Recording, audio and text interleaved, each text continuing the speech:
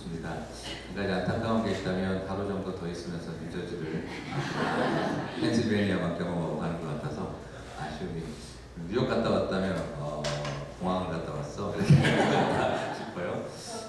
갑자기 이제 원래 사실은 하루 정도 더 있으려고 했었는데 저희 딸이 이제 다음 주에 멕시코 선교를 가야 돼가지고 그래서 휴가를 할 수 없이 이번 주간에 해야 될 상황이 됐어요. 그래서 안 된다고 했더니 그냥 딸이 아빠 휴가 때문에 멕시코 선교를 보게 하라고 이렇게 나오길래 참 목사로서 할 말이 없더라고요. 그래서 할 수 없이 일정을 바꾸는 바람에 가족 패밀리 타임을 이번 주간에 또 하루 정도는 가져야 되니까 그래서 이번에 부득불 마치고 이렇게 바로 빨리 가게 됐습니다. 그래서 죄송하고 너무 아쉽고요. 그래서 또 여러분하고 함께 사흘 동안 같이 말씀 나누면서 또 하나님 주신 또 은혜들이 참 많아서 너무 좋습니다. 그래서 여러분도 승리하시고 또 위해서 많이 기도해 주시면 감사하겠습니다. 저를 위해서는 기도 안 해주셔도 된다 이러면 좀 교만한 이야기고 기도해 주시고 저희 막내 생각나실 때마다 더 많이 기도해 주시면 감사하겠습니다. 한 사람이라도 더 기도해 주시면 좋을 것 같습니다. 자, 오늘 말씀은 불가능의 현실을, 불가능의 증거를 기적의 도구로 바꾸시는 하나님이라는 제목으로 우리의 안에 이제 다시 한번 꿈꿀 수 없는 우리들을 통해 하나님께서 하게 하시는 소망을 같이 나눴으면 참 좋겠습니다. 자, 개연성이 있지만 가능성이 없다고 생각할 때 우리가 이변이라고 합니다. probability는 있는데 possibility가 없다라고 생각하는데 그게 일이 일어나면 이변이다라고 이야기를 해요. 그런데 개연성도 없고 가능성도 없다고 생각하는 일이 일어나면은 우리가 그것을 기적이라고 합니다. 무슨 말인가 잘 클리어하게 와닿지가 않았겠습니다만 뭐 쉽게 말하면 한국 축구가 브라질을 이긴다는 것은 개연성은 있지만 가능성이라는 건 없죠. 그게 일어났었을 때는 이변이다라고 합니다. 그런데 죽은 사람이 살아난다 이런 것은 어떤 것도 가능성 이변이라고 하지 않습니다. 그건 기적이라고 하는 것이죠. 그래서 표현하자면 그렇습니다. 이런 어떤 현상들이 우리 안에 일어날 수 있는 것, 어떤 정도의 어떤 probability도 전혀 떠올릴 수도 없는 그런 이런 어떤 일들이 일어날 때 우리는 그것은 기적이다라고 이야기를 하게 되죠. 그래서 오늘 사실 오병이어 사건은요, 솔직히 말해서 이변이라고 말할 수도 없는 기적 중의 기적입니다. 그래서 너무 그러다 보니까 기적치고 심하게 기적이라서 이게 좀 허무맹랑하게 보여요. 그래서 어떤 사람은 교회 와서 성경 읽을 때마다 좀 힘들어하잖아요. 창세기 재밌게 좀 보다가 출애굽기 넘어가면서 좌절하고 광야를 헤매다가 끝난 말이고 야 아니다 싶어가지고 성막 짓다가 포기하고 신약을 좀 읽어보자고 복음서 폈다가 족보 때문에 좌절하고 포기하시는 분들이 많이 있다고 이야기를 하잖아요. 그죠? 그래도 참고 조금 더 읽어보다가 마가복음에서 다시 이제 막 짜증이 났다고 이야기를 하더라고요. 왜? 그러니까 아니 오병이어 사건에서 내가 완전히 좌절했어. 무슨 말이야? 그러니까 이게 무슨 무협지도 아니고 장풍 한 번에 5,000명이 뭐 죽어나가고 뭐 이러는 이야기 아니냐 이게. 뭐 도리떡 5개 물고기 2마리 그 키즈 엔트리 가지고 어린애 음식 가지고 5,000명 먹였다. 이게 그냥 무협지에서 많이 먹이는 뭐 강호에 무슨 도사가 나와서 장풍을 벌자 5,000명이 추풍 낙엽처럼 날아가고 뭐 이런 완전히 성경을 읽다가 무협지구나 하는 생각을 했던 때가 이 오병이어 사건을 보면서 내가 그렇게 이야기를 생각을 했었다라고 하는 친구가 있더라고요. 사실 오늘 이 말씀도 어른 예배 때는 거의 잘 하지 않습니다. 주로 어디서 많이 쓰지요? 주일학교, 여름성경학교 할 때 예수님께서 여러분 머리떡 5개와 물고기 2마리로 5,000명을 먹이셨어요. 애들이 오 하고 이렇게 이게 무슨 애들 장난 같은 이야기 같기도 하고 사실 어른 예배 때는 이 오병 이어가지고는 아예 그냥 설교를 거의 해본 기억도 없을 만한 그런 내용이에요. 그래서 너무 기적치고 너무 큰 기적이니까 이게 뭐 저기 안전뱅이가 나왔다더라 뭐 문둥병자가 나왔다더라 이런 종류의 이야기는 1대1의 관계니까 둘이서 험한 전문용어를 할 뻔했는데 짜고 치는 뭐가 되는 것처럼 그렇게 이게 굉장히 이게 좀 그렇잖아요. 이게 둘이만 뭐 그냥 말 맞추고 하면 얼마든지 거짓말할 수 있는 내용인데 그런데 이거는 남자만 5,000명이라고 하니까 이건 어떻게 뭐 이걸 할 수가 없어요. 근데 참고로 말씀드리면 마태복음부터 요한복음에서 복음서 마테마가 누가는 공간복음이라고 해서 유사성이 있고 요한복음은 좀 더 신학적이라서 조금 내용이 다르죠. 그래서 복음서들이 다 안 다루고 있는 사건들, 각자 따로 다루고 있는 사건들이 많아요. 근데 오병이어 사건은 사복음서가 다 공이 다루고 있어요. 워낙 사건이 컸으니까. 근데 만약 여러분 여기서 좀 관심을 갖는 것은 이게 만약 뻥친 이야기라면, 이게 만약 심하게 과장을 해서 뻥을 친 이야기라면, 복음서에 냈다 다뤄놨으면 누구든지 이거는 어때요? 공격의 대상이 될 만하죠. 기독교는 인테그리티가 없어. 남자만 5천 명이라고 한다면 우리가 상상을 해봐도 지금도 그렇지만 여성들이 신앙이 더 특심하니까 최소한 여자들은 한 7천 명은 더 됐을 거고, 거기다가 뭣도 모르고 따라왔던 애들까지 합치면은 어린아이 도시락 가지고 한 걸 볼 때는 애들도 한 18천 명은 됐을 거고, 그러면 아무리 계산을 해봐도 한 2만 명은 먹였다는 이야기인데, 2만 명을 그 당시에 먹였다는 거는 이거는 어떤 방식으로도 이건 설명을 할 수가 없어요. 돈이 있어도 될 문제가 아니죠. 근데 그걸 만약에 성경에 복음서 4개가 다 적어놨다고 한다면 이거는 기독교는 근본적으로 인테그리티가 문제 있는 종교다. 그 당시에 유대주의자들이 공박하면 할 말이 없는 내용이에요. 만약에 이게 뻥친 사기라고 한다면 사실 이것은 오히려 더 안 적어놓는 게 더 좋죠. 지네들끼리 말로만 하고 떠들어서 부전으로 나오고 다녀야지 이걸 문서로 남겨놓는 짓은 바보짓이죠. 우리가 생각해도 이건 말이 안 되는 이야기처럼 보일 정도입니다. 너무 홍맹랑하니까. 자, 그러다 보니까 또 때로는 이런 기적 같은 걸 안 믿는 어떤 그 신학자들은 이걸 또 다르게 해석하려고 해요. 기적이란 그런 건 없다.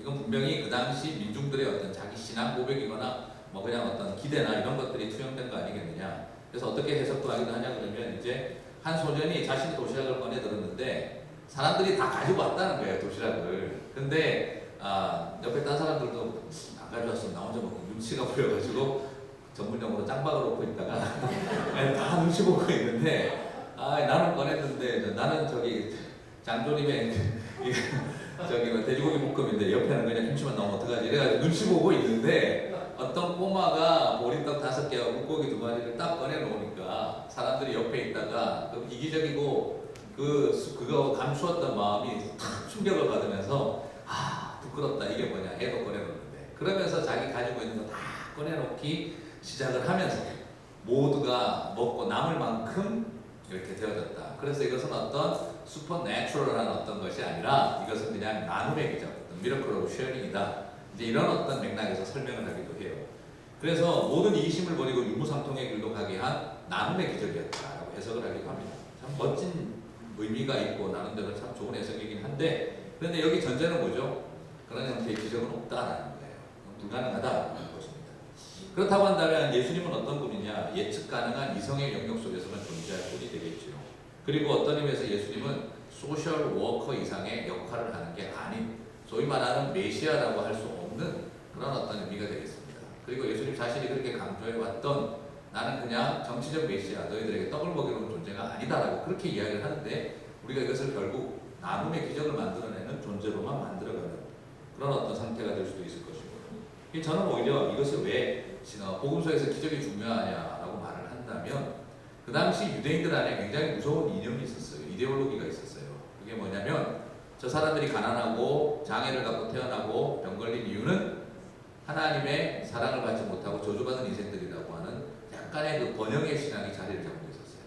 내가 사지가 멀쩡하고 건강하고 잘 사는 것은 신의 축복을 받은 거고 저것들은 부정하고 더럽고 저주받은 것들이라고 여겼다는 거죠. 그러므로 디스크리미네이션, 차별이 정당화되는 겁니다.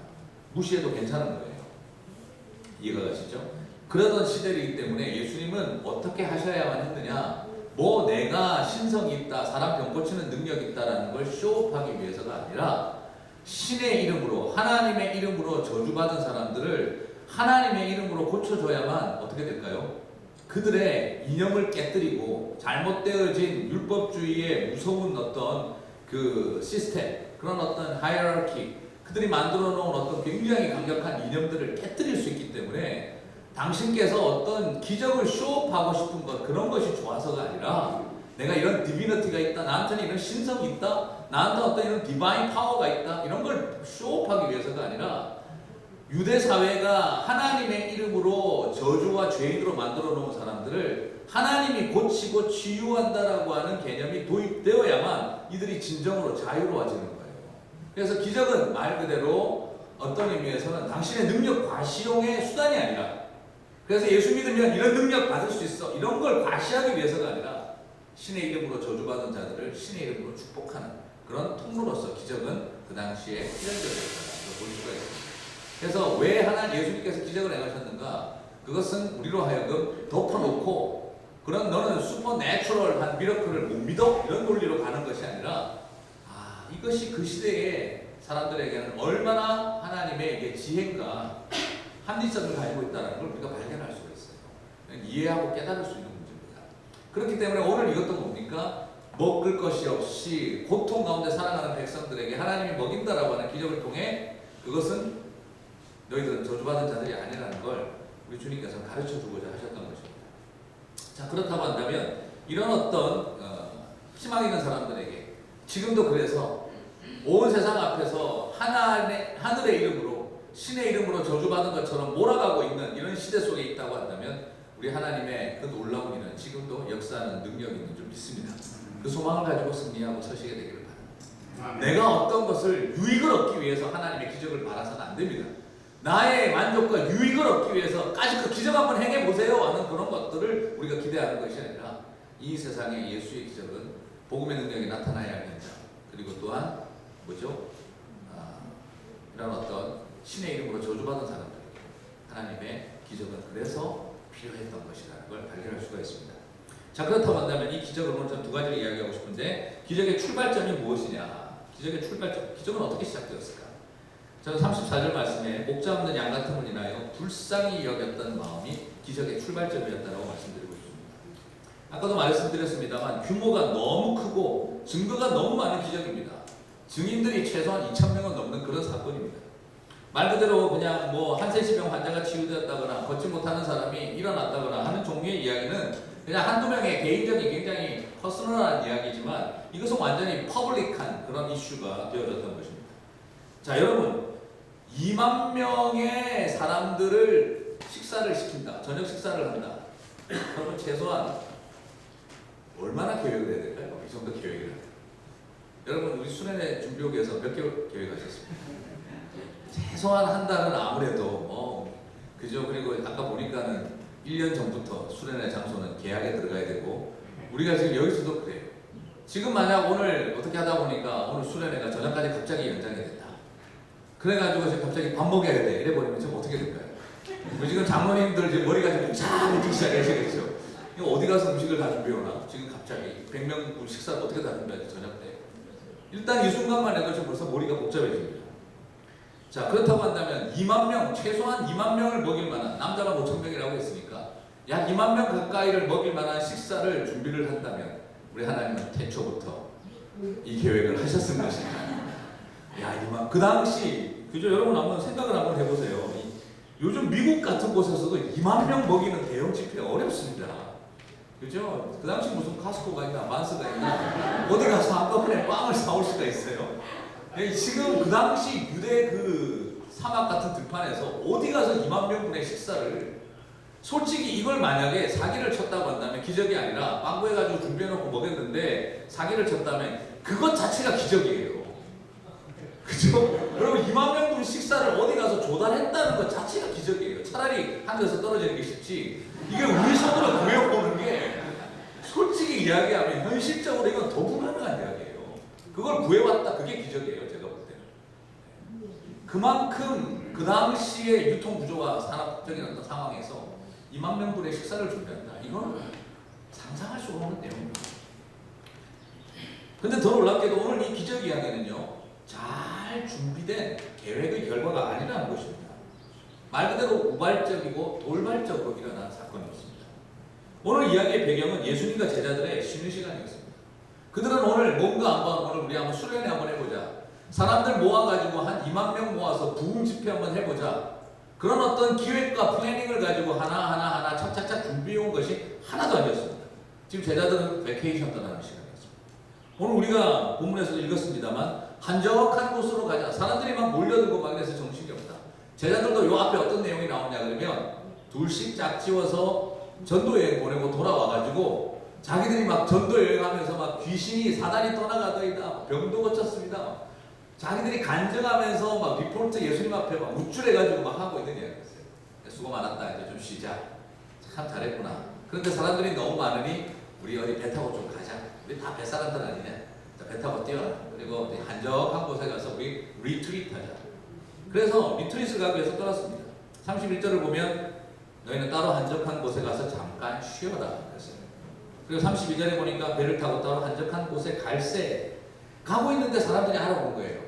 저기 예수가 있고 예수의 제자들이. 사람들이 우르르 몰려왔습니다. 그런데 사람들이 몰려든 겁니다.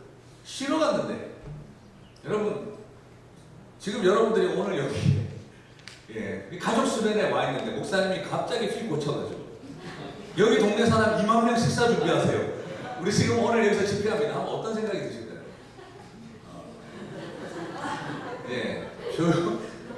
이게 그냥 뭐 순종하시겠죠, 그죠, 여러분들? 이게 상당히 쉬운 상황이 아니에요. 제자들 입장에서 2만 명 먹이는 대형 집회 계획을 짜도 쉬운 일이 아닌데 지금 리트리트 하러 가서 쉬러 갔는데 갑자기 또 사람들을 시작을 하잖아요. 다시 말씀드리면 오늘 이 위대한 기적의 이야기는 플래닝하고 프로젝트를 계획을 하고 리서치하고 플래닝하고 그리고 전부 다 거기에 맞는 어떤 것들을 준비해가지고 하나하나 실행에 나아가는 그런 어떤 프로세스가 전혀 일어나지 않았다는 것입니다. 그냥 말 그대로 돌발적이고 우발적인 사실, 말 그대로 돌발 콘서트를 열게 된 그런 상황과 같은, 말 그대로 이거는 지금 무슨 게릴라 콘서트 여는 것처럼 죽어라 뛰어다니는 사람 모은 것도 아니고 자기들끼리 모여가지고 갑자기 집회를 열어야 될 상황이 온 거라는 거예요. 결국 무슨 말입니까? 기적의 출발점은 딱 뭐냐? 34절에 한마디로 정리하고 있습니다. 목자 없는 양 같음을 인하여 불쌍히 여긴 것 때문이었습니다. 기적은 예수님께서 당신의 신성을 쇼업하겠다라고 하는 어떤 치밀한 계획의 결과가 아닙니다. 내가 얼마나 이 세상을 먹이고도 남을 만한 능력이 있는지를 보여주기 위한 어떤 계획 때문에 시작된 것도 아닙니다. 오로지 기적의 출발점은 딱 하나였습니다. 바로 목자 없는 양 같음을 인하여 불쌍히 여겼던 그 긍휼의 마음, 그리고 그 안에 하나님이 주셨던 불쌍히 여겼던 마음 하나가 바로 오늘 이 위대한 기적의 출발점이었다는 것입니다. 저는 이것을 바라보면서 오늘 우리 시대 교회나 우리 성도님들을 향해서 다시 나오고 싶습니다. 기적 만들기를 하려고 교회들이 꿈꿔서는 안 됩니다. 우리가 이 땅 가운데 한번 기독교가 얼마나 능력 있는지, 우리 교회가 얼마나 잘하는지 한번 보여줄게. 우리 한번 뉴저지를 대상으로 2만 명 집회 열자. 오늘 그냥 스타디움 하나 빌려가지고 완전히 한번 뛰어보자. 그런 어떤 계획을 가지고 미러클, 메이킹 미러클을 하려고 들는 그런 어떤 것이 하나님의 방법이 아니다라는 것입니다. 오늘 예수님은 당신의 능력과 파워를 보이기 위해서 메이킹 미러클을 추구했던 것이 아니라 기독교의 권세를, 예수의 능력을 보여주려고 기적 만들기를 꿈꾸었던 게 아니라는 것입니다. 기적의 출발은 패션이 아니라 기적의 출발은 컴패션이었습니다. 바로 그들을 향했던 컴패션, 그것이 바로 이 땅 가운데 엄청난 하나님의 역사를 일으키는 통로였다는 것입니다. 아멘. 오늘 우리가 굉장히 큰 오류 가운데 빠졌습니다. 위대한 기독교를 보여주려고, 위대한 교회의 능력을 과시하기 위하여 우리 안 죽었다는 걸 드러내려고 정치적인 어떤 파워를 만들어내고, 그리고 어떤 것에서 이 세상을 한번 뒤집어 보겠다라고 하는 패션을 가져서 이 세상에 기적이 시작되어진 것이 아니라 그 2만 명을 먹이는 위대한 프로젝트, 그들이 바로 불쌍히 여겼던 예수님의 그 마음이었습니다. 그 컴패션. 오늘 우리가 회복해야 할 게 바로 뭘까요? 오늘 우리 이 땅의 교회가 회복해야 할 것이 바로 뭘까요? 세상을 향한 패션이라기보다 저는 깊은 영혼을 향한 컴패션인 줄 믿습니다. 아멘. 목자 없는 양 같으니까 불쌍히 여겼다. 한 사람 한 사람을 불쌍히 여겼다. 그것이 바로 기적의 출발이었습니다. 그 간절히 불쌍히 여겼던 그 마음이 질량 보존의 법칙을 깨뜨린 것입니다. 자연 질서를 만드신 하나님, 소위 질량 보존의 법칙을 만드신 하나님께서 그 불쌍히 여기는 마음 때문에 당신이 만든 법칙을 깨뜨리면서까지 다가오셨습니다. 이것은 결국 바로 뭐냐? 사랑의 원리라는 것입니다. 사랑하는 성도 여러분, 저는 저와 여러분에게 이런 놀라운 역사가 일어나게 되기를 주님의 이름으로 축복합니다. 아멘. YM 사역을 만통해서 전 세계적인 영향력을 주었던 로렌 커닝햄에게 사람들이 질문했습니다. 어떻게 이런 전 세계의 젊은이들을 선교사로 보내는 위대한 그런 미니스트리를, 이런 어떤 엄청난 사역을 꿈꾸셨느냐. 그래서 그가 대답을 하기를 뭐라고 했냐 그러면, 저는 어떤 위대한 일을 계획하겠다고 계획한 적이 없습니다. 저는 그냥 단기 선교를 갔다가 한 작은 원주민 마을에 한 소녀의 그 맑고 깨끗한 눈망울에 깊게 어려있는 눈물을 바라보고 그 눈물 속에 성령께서 우리 예수님께서 울고 계신다라고 하는 생각이 들었습니다. 그래서 이 원주민 마을의 어린아이들의 저 맑은 눈망울에 저 서글픈 눈물이 서려 있지 않게 했으면 좋겠다 하는 그 마음 하나로 그들의 눈물을 다 닦아주겠다는 마음으로 시작된 사역이 여기까지 오게 했습니다 라고 말했다는 거죠. 저는 이것이 바로 오병이어의 기적의 출발점인 줄 믿습니다. 여러분, 선교지에 죽어가는 영혼들을 향해서 그 나라를 한번 바꿔보겠다고 하는 패션보다는 그 영혼을 향한 컴패션에 불타시기를 바랍니다. 위대한 사역을 향한 갈망보다는 죽어가는 영혼을 향한 안타까운 마음을 꿈꾸게 되시기를 바랍니다. 저는 이 컴패션을 가질 때 우리 유저지 새벽교회가 기적의 출발점을 이루어 가실 줄 믿습니다. 우리 안에 이 땅을 향하여 한인 사회를 바라보며 우리의 젊은이들과 자녀들을 바라보며 그리고 이 세상 가운데 주저앉아 있고 오후 5시 같은 삶의 자리에 서 있는 이 땅의 수많은 사람들, 창세기 38장 같은 찢어버리고 싶은 인생의 한 페이지를 가진 사람들을 바라보면서 저와 여러분 안에 컴패션이 일어나게 되시기를 주님의 이름으로 축복합니다. 그 긍휼히 여기는 마음이 여러분을 기적의 출발점으로 바꾸어 주실 줄 믿습니다. 아멘. 여러분, 딴 거 바라보고 부러워하지 마십시오. 우리가 한 영혼을 향한 컴패션, 하나님의 은혜의 기적의 출발점이 될 줄 믿습니다. 아멘. 그렇다고 한다면 이제 두 번째로 빨리 맞춰야 되기 때문에 말이 좀 빨라져서 스페니시 코리안이라고 제가 말이 굉장히 빨라요. 그래서 지금 절제하고 있습니다. 지금 나름대로는. 자, 그렇다면 이제 기적의 도구는 무엇이었을까요? 기적의 도구, 우리가 잘 알고 있는 것처럼 오병이어입니다. 보리떡 5개와 물고기 2마리입니다. 제자들이 가지고 왔던 그 오병이어는 누구의 도시락이었습니까? 마가복음 말고 다른 문제 누가복음에 이렇게 살펴보게 되면 한 소년이 자기 도시락을 내어놨다고 이야기를 하고 있습니다. 한 소년이 도시락을 가지고 왔습니다. 그때 우리는 이 말씀을 가지고 어떻게 적용할 수 있습니까? 여러분의 작은 것이라도 내어놓으십시오. 주님께서 쓰십니다. 그런데 오늘 저는 조금 다른 이야기를 하고 싶습니다. 어린아이의 입장에서는 맞습니다. 그 소년은 이 작은 것이라도 꺼내놓으면 우리 예수님께서 쓰시겠지. 소년은 믿음을 가지고 꺼내놓았습니다.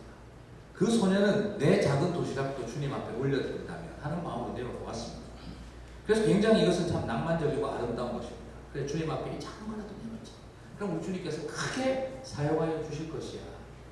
소년의 마음은 그랬는지 모르겠는데 오늘 제가 조금 주목하고 싶은 것은 제자들의 마음입니다. 여러분, 제자들은 그런 믿음을 가지고 나왔을까요? 아니면 죽어도 못 먹이고 이 사람들을 못 먹이는 증거로 들고 나왔을까요? 잘 생각해 보시기 바랍니다. 어린 소년은 예수님 써주세요 하고 꺼내놨을지 모르지만 그것을 들고 예수님 앞에 들고 온 제자들은 사용해달라고 가지고 온 게 아니라 왜 못 먹이는지 이게 증거입니다라고 들고 왔다는 것입니다. 잘 한번 살펴보실까요? 35절에 보니까 제자들이 이제 조금 짜증이 나게 티가 납니다. 이틀이 왔는데 지금 이게 뭐 하는 거야? 그래서 빈들이요 날도 저물어 가니 무리로 보내어 마을로 가서 뭘 사먹게 하십시오. 예, 하시지요가 아니라 하십시오입니다. 예, 무슨 말이라고 해야 될까요? 명령형의 구문을 쓰고 있습니다. 예수님이 젊어요. 자기들보다 젊은 게 진짜 되게 설치네 생각을 하고 은근히 기분이 나쁜 겁니다. 그리고 나서 하십시오라고 하고 있습니다. 네, 이게 지금 명령형 구문을 사용을 거의 하고 있습니다. 날도 저물어 가고 빈들이니 이 사람들이 이제 예수님 이제 그만하고 보냅시다. enough, 충분합니다. 다른 말로 한 게 뭘까요? 됐거든요. 이제 그만하고 좀 보내지요. 우리 지금 배 타고 리트릿 왔어요. 지금 뭐 하자는 겁니까 이거? 이제 좀 보내십시오. 빈들이 어떡합니까? 저녁입니다. 우리도 밥 먹어야죠. 보내십시다. 식사 가지고 온 거 이거 어떻게 합니까? 보내십시오.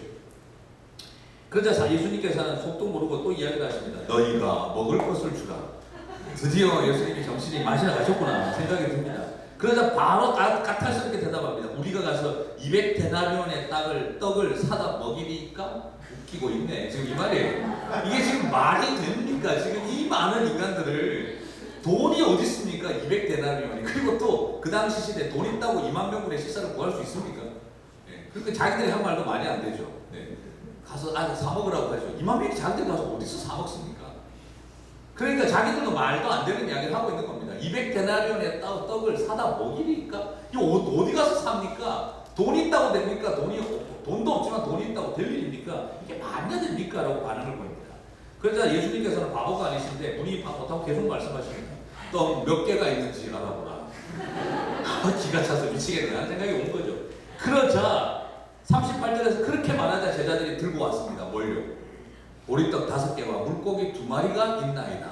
결국 무슨 말입니까? 못 먹이는 이걸 들고 와서 보여드려야 알겠습니까? 하고 들고 온 겁니다. 결국 무슨 말이냐? 제자들이 들고 왔던 오병이어는 믿음으로 들고 나왔다는 문제가 아니라는 거예요. 그 어린아이는 그런 마음으로 꺼내놨는지는 모르겠지만 제자들이 예수님 앞에 들고 나온 것은 아무리 살펴봐도 주님 사용하여 주옵소서가 아니라 우리가 왜 이 사람들을 못 먹이는지 요거밖에 없습니다 라고 들고 나온 거라는 것입니다. 다시 말씀드리면 이들을 먹이는 것은 불가능합니다. 절대 우리가 못합니다. 이것이 증거입니다 라고 들고 나온 것이었다 이 말입니다. 결국 무슨 말이냐? 그들에게 있어서 이 오병이어는 불가능의 증거였다라는 것입니다. 어린아이의 식사, 키즈 엔트리를 가지고 뭘 할 수 있겠냐 말입니다. 해피밀을 가지고 어떻게 다 사람들을 먹이겠느냐 이 말이에요. 정말 모두가 언해피해질 텐데 이걸 어떻게 나눠서 먹입니까? 이건 말도 안 되는 이야기입니다 라고 들고 왔던 게 바로 그거였습니다. 불가능의 증거. 그런데 우리 주님은요 불가능의 증거를 가지고 기적의 도구로 만드셨습니다. 성도 여러분, 저는 여러분에게 도전을 드리고 싶습니다. 내 삶 가운데 나는 이거밖에 안 돼. 나는 이거밖에 안 돼. 하고 나 스스로를 포기해버리는 불가능의 증거들이 있습니다. 여러분 아세요? 코끼리를 어디에 묶어 놓는지 아십니까? 코끼리를 영화나 말뚝에 묶어요. 이거예요. 코끼리가 여기에 묶여 있을 수 있습니까? 솔직히 뽑아버리면 뽑힙니다. 근데 왜 코끼리가 거기에 묶여 있냐 그러면 아기 코끼리만 보시잖아요. 거기 묶어 놓은 거예요. 그다음에 땡겨도 안 빠진다. 그러면서 머리에 데이터베이스가 쌓이면서 포기가 돼요. 나는 이거 절대 못 봅니다. 그 다음에 주인이 시켜서 나무도 뽑고 나무도 들어 올려서 옮기고 다니는 그런 무지막지하게 힘센 코끼리가 되는데 거기만 딱 묶어버리면 아기 코끼리 만보로 돌아가요. 우리 안에 그런 코끼리의 말뚝 같은 것들이 존재합니다. 물고기들도 그런다 그래요. 실험을 했는데 피라냐 같은 물고기 그 육식용 물고기를 이쪽에 넣어두고 물고기 탁 집어넣으면 어떻게 될까요? 피바다가 돼버리겠죠. 근데 그 앞에다가 보이지 않죠. 걔들한테는 유리벽을 딱 만들어 놓고 이쪽에는 그런 피라냐와 이쪽에는 일반 물고기를 놔두고 처음에는 난리가 난답니다. 이쪽에 고기는 도망간다고 이쪽 벽에 계속 부딪히고 있고 피라냐를 잡아먹을 거라고 가운데 유리벽에 계속 부딪힌대요. 한참 부딪히다가 나중에 먹이를 주고 이렇게 하다 보면은 평화가 밀려온대요. 뭔지는 모르겠지만 하여튼 우리 저기 못 간다. 저기 건너가서 쟤들 못 잡아먹는다. 여기 있으면 먹을 거 위에서 떨어진다. 그러고 나서 평화가 싹 몰려온대요. 그리고 나서 이쪽에 도망가는 물고기들도 그냥 같이 살고 이쪽에도 그냥 편하게 있어요. 유리벽을 가운데 나중에 싹 치운대요. 그럼 요 앞에까지 와서 얼굴 썩을 쳐다보고 돌아간대요. 죄송합니다. 그 물고기 머리에 대가리라고 해야 되죠? 등산 대가리에도 그 대가 그게 쌓이고 나면 더 이상 못 잡아먹는다고 포기를 해버린대요. 나는 이거 얘 안 돼. 난 이거 못 넘어가. 우리가 바로 그런 유리벽 앞에 서 있는 건 아니지. 하나님이 나에게 주신 그 큰 은혜와 능력들이 있는데 넌 안 돼, 넌 안 돼 했던 그 부정적인 것들 한계. 엄마가 나를 쳐다볼 때마다 어릴 때부터 했던 게 공부도 못하고 얼굴도 못생기게 시집이나 가겠냐 했던 그 말에 한이 쌓여가지고 내가 나중에 뭘 하겠냐라고 생각하며 갇혀왔던 그 유리병 안에 있는 나의 모습들, 그리고 그 말뚝에 갇혀있는 우리들이 내가 안 될 이유들을 찾아나간다면 오늘도 수십 가지 수백 가지 내가 왜 못하는지에 대한 끊임없는 이유 앞에 갇혀있는 우리들. 그런데 오늘 우리 주님은 뭘 말하고 계신가? 내가 안 된다라고 말하고 싶은 그 불가능의 증거를 가지고 기적의 도구로 사용하고 싶어 하신다는 것입니다. 여러분 안에 무너지고 깨지고 포기하고 묶여버린 코끼리의 말뚝과 그리고 갇혀버린 그 유리벽이 없는지 돌아보시면서 나의 안 될 불가능의 증거를 통해 기적의 도구로 바꿔가실 하나님의 은혜를 바라보시기를 주님의 이름으로 축복합니다. 그렇습니다. 저에게는 잡혀 진단받은 막내 아들이 있습니다. 어세스먼트를 레저널 센터에 가서 제가 받을 때 제일 많이 했던 말이 No, he can't. No, he can't. 똑같은 질문을 거의 막 수백, 한 100여 가지가 넘는 질문을 세 사람한테 받으면서 그냥 절망이 밀려오더라고요. No, he can't. No, he can't.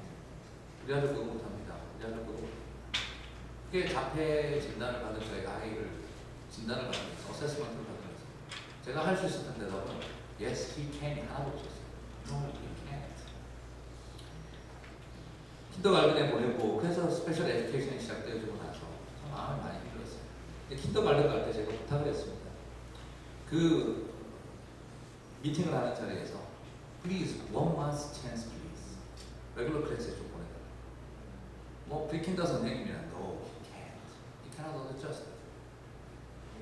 그냥 you may lose your chance to develop his issues. 이렇게 막 자꾸 이야기를 하는 거예요. 그래서 불필요한 unnecessary try를 하지 말라고 자꾸 이야기를 하는 거예요. 그래서 제가 그냥 킨더 때라도 한번 해봐야 되지 않겠냐. 킨더 때라도 해보니까 꼭 레귤러 클래스 좀 보내달라고. 그러니까 안 된다. 그래서 제가 한 달만 한번 찬스를 한 달 해보고 안 되면 난 포기할게요. 그렇게 이야기를 했더니 기가 차다는 듯이 이렇게 쳐다보시더니 오케이 한 달만 한번 해보고 안 되면 다시 돌리자. 그래서 제가 저희 아내하고 그때부터 기도에 들어갔어요. 하나님 도와주십시오. 그리고 나서 그 학교에서 제일 좋은 선생님이 찍었어요. 저 선생님이라면 유준영이 잘 케어해줄 거예요. 그리고 그 반에 되게 해달라고 막 기도하고 급식하고 했어요. 그래서 하루 전날 예비 소집이 딱 건강하는데 그 반에 저희 아이가 붙은 거예요. 알레르기가 하나님 함께 해주셨구나. 그래가지고 막 이제 기뻐하고 이야기 다 하고 그 다음날 이제 등교를 갔더니 또 하나 붙어 있는 거예요. 얘하고는 반이 바뀌었으니까 딴 데로 갔어요. 이게 뭐야? 제가 너무 황당해지는 거예요. 그래서 우리 아이가 그냥 딴 데로 배달하는 거예요. 막 교장 선생님 찾아갔죠. 저 선생님이 해야만 된다고 생각했다 우리는. 근데 왜 갑자기 하루 만에 바뀌냐? 그래서 뭐 우리 선생님들은 다 좋은 선생님들이다. 아니 교장 선생님은 당연히 그 소리 하셔야지. 그렇지만 우리 다 알지 않냐고 뭐 나 좋은 선생님 좀 아무나 그런 이제 말이 좀 잘나오는데 그죠?